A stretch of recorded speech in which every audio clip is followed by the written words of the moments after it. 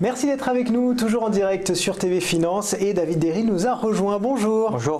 Vous êtes Social Media Manager chez eToro, qui est la plateforme de trading social. Et alors aujourd'hui, on va découvrir avec vous deux copy portfolio. Alors c'est les anciennement ce qu'on appelait copy funds, mais ça a été renommé. On va découvrir aujourd'hui In The Game, dont la valeur a augmenté quand même de près de 25% ces 12 derniers mois.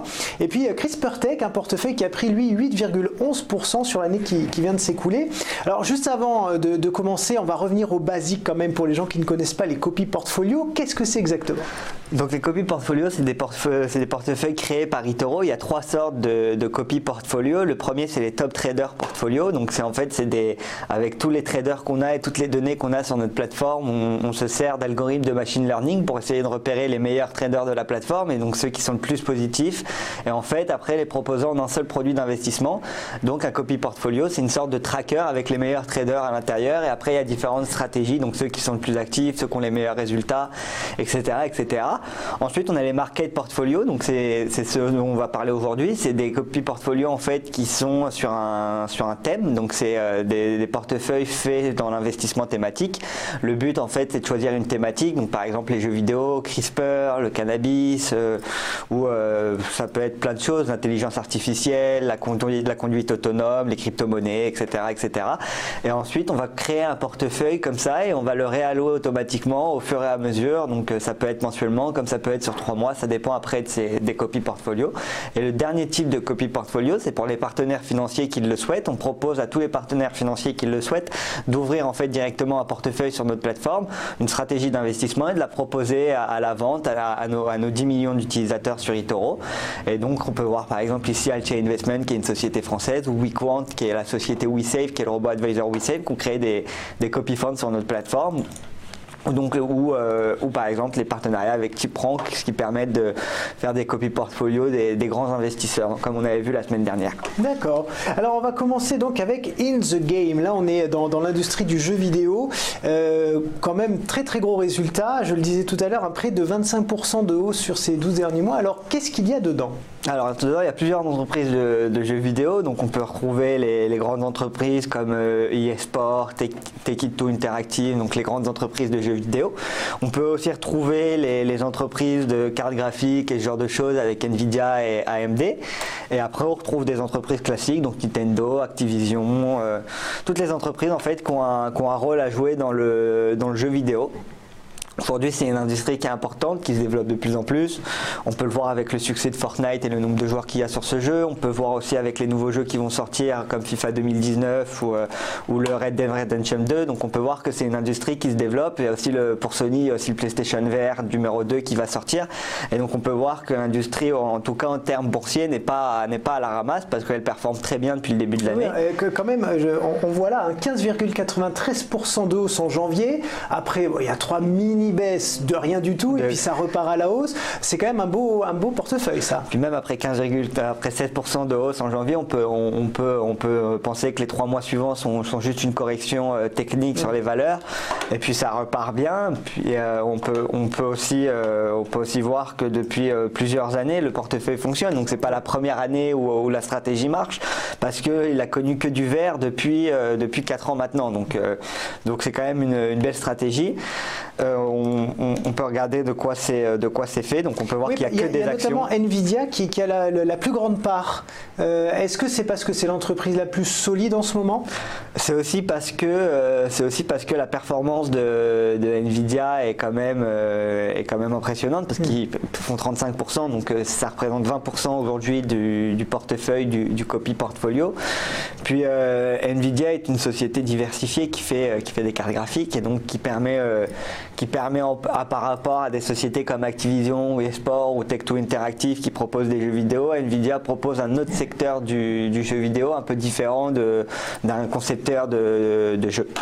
Alors on rentre sur ces copy portfolio, il faut le rappeler, à 5 000 $. Pourquoi 5 000 $? Parce qu'en fait on considère nous chez eToro que 5 000 $ c'est le montant minimum pour commencer à avoir un portefeuille diversifié et un portefeuille qui fonctionne. Ensuite c'est des portefeuilles qui sont sans risque, donc avec, pas sans risque mais avec un risque limité, et donc on considère qu'avec 1 000 $, l'investissement n'est pas intéressant. Ouais. Donc 5 000 $ permet à une personne d'être bien diversifiée sur l'industrie et de vraiment commencer à, si le portefeuille fait une bonne performance, commencer à vraiment gagner de l'argent. Et donc c'est pour pas aussi que tout le monde fasse des stratégies avec des copy portfolio, oui. Parce qu'on propose nous chez eToro le copy trading, donc chaque personne qui vient de trader peut se faire copier, et donc on veut limiter le nombre de copy portfolio dans une stratégie pour pas que quelqu'un choisisse les meilleurs copy portfolio et se fasse copier par les autres utilisateurs. La stratégie sur un copy portfolio comme In The Game, c'est de sortir à très long terme, sortir à moyen terme, à court terme, comment est-ce qu'on s'en sort alors? Tout dépend des objectifs de l'investisseur, on n'est pas là pour lui dire quoi faire. Maintenant nous on précommande au minimum un investissement de 6 mois dans les copy funds, donc pas faire des rentrées-sorties, et ensuite oui, plus c'est sur la durée, plus les résultats sont importants, parce que si on regarde sur 5 ans, les résultats étaient quand même impressionnants. Donc le but c'est quand même vraiment d'avoir un portefeuille diversifié et être tranquille sur le long terme, ne pas avoir soi-même à se reconnecter pour refaire les positions, à suivre l'industrie, à regarder ce qui se passe. Tout est automatique et en général notre comité d'investissement gère le portefeuille, réalloue en fonction de l'actualité, etc., etc. Et donc ça permet vraiment aux personnes qui n'ont pas forcément les yeux sur les marchés financiers ou qui n'ont pas envie de trader au quotidien, de vraiment avoir des produits diversifiés dans une industrie qu'ils affectionnent auparavant, et après vraiment de décider d'investir dans ça. Et après ça peut être soit une stratégie à part entière, donc on peut décider de mettre 5 000 $ que dans In The Game et rester comme ça, soit après on peut aussi diversifier, donc mettre 5 000 $ dans In The Game et après 5 000 $, je sais pas. Mais tiens, par exemple dans CRISPR-Tech, qu'on va découvrir là tout de suite, donc là on change complètement de secteur, on est dans la manipulation génétique. Exactement, donc CRISPR c'est une technologie qui permet en fait de modifier l'ADN, donc s'il y a un problème génétique ou quelque chose comme ça, on peut modifier l'ADN d'une personne. C'est pour les maladies rares en gros. Pour les maladies rares, ou après on peut avoir d'autres cas, par exemple on veut choisir la couleur des yeux de son enfant ou quelque chose comme ça, c'est aussi possible. Mais en général, c'est utilisé pour remanipuler le gène lors d'une maladie rare et essayer de supprimer la maladie. Et donc, il y a beaucoup d'entreprises qui sont dans ce secteur, notamment une française qui s'appelle Selectis, qui est très connue. Et donc on peut voir que c'est un portefeuille un peu plus volatile, avec moins d'entreprises que dans In The Game. Oui. Et donc on peut voir que la performance est quand même plus volatile parce qu'il y a plus de pertes, on est quand même à plus 10,79% en août, moins 4,89% en septembre. Il y a quand même de belles hausses. C'est quand même assez volatile. Ouais. Donc c'est pour ça que le portefeuille est à un risque 6. Donc nous chez eToro on considère que le risque maximum est 10, mais c'est impossible de copier au-dessus de 7.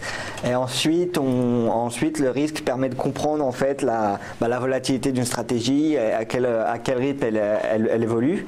Et donc là on peut aussi regarder le drawdown. Donc le drawdown c'est la perte maximum du portefeuille. Et donc là on peut voir que sur un an la perte maximum aurait été de 23% environ, pour un gain de 9,68%. Mais après c'est une industrie qui aujourd'hui a aujourd'hui la plupart des institutionnels, la plupart des investisseurs, ils voient une industrie de l'avenir et donc ils voient vraiment le futur de la médecine.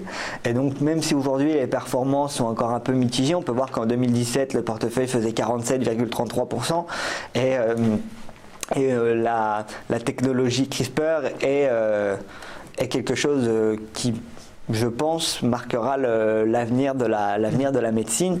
Et donc être diversifié aujourd'hui sur un portefeuille comme ça, ça permet de profiter des mouvements si l'industrie explose, et de deux, être diversifié sur une industrie un peu différente et un peu originale, on va dire. Et donc ça permet un bon outil de diversification. Alors, si on veut regarder les entreprises qu'il y a à l'intérieur. Oui, on va jeter un petit œil effectivement sur les entreprises qui composent ce portefeuille. Alors il y a Merck, après il y a Intelia Therapeutics, Editas Medicine et Selectis. En fait, c'est que des entreprises pharmaceutiques, toutes se servent de la technologie CRISPR, que ce soit dans différents domaines, que ce soit pour de la manipulation génétique ou autre. Et on peut voir qu'elles sont toutes allouées, en tout cas à la base, elles sont toutes allouées au même pourcentage, à 14,23%. Donc il n'y a pas une société qui prédomine sur le portefeuille. Et donc voilà, et après on peut regarder le graphique. Et si on le veut aussi sur eToro, on peut comparer les copy funds avec soit un indice, soit un autre copy fund, soit là par exemple on peut le comparer avec InTheGame, parce qu'on parlait de ça. Hop. Et donc en vert, là, il y a InTheGame qui sort. Et donc ça on voit bien la volatilité effectivement de CRISPR Tech par rapport à InTheGame, exactement. Ouais, tout à fait.